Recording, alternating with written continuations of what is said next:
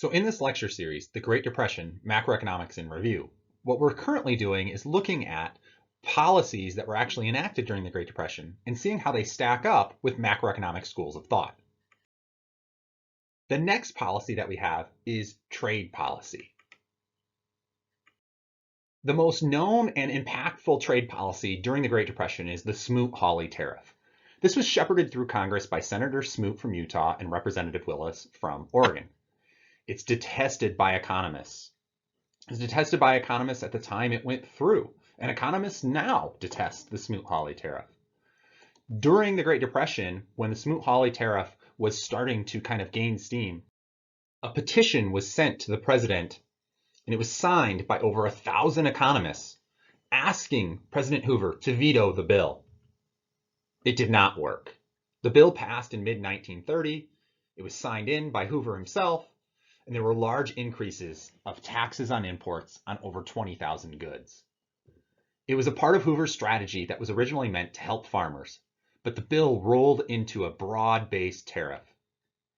Some countries retaliated to the Smoot-Hawley tariffs, such as Spain's Ways tariff, which made the impact of the tariff's role in reducing international trade all the more pronounced. I won't go into this one that much, as it's kind of a no-brainer. Economists know this is harmful to economic productivity.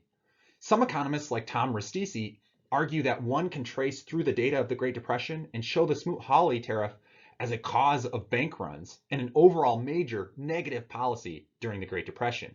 You can see Tom Ristisi on a podcast with Econ Talk to hear more about Ristisi's thesis and how important the Smoot-Hawley tariff really could be. But all economists agree it was a bad policy during the time period, and it had very negative consequences. The trade policies of the Depression were not supported by economists and would not be supported by any of the major macro schools of thought that we have covered in this series. Not only are they not supported by any of the schools of thought, they'd be pushed to the forefront as opposite of what some of the schools would recommend. Consider the classical and new classical views in particular. All right, so that's covering our trade policy. Up next is going to be taxation. Click on the video link to see the next video in this lecture series.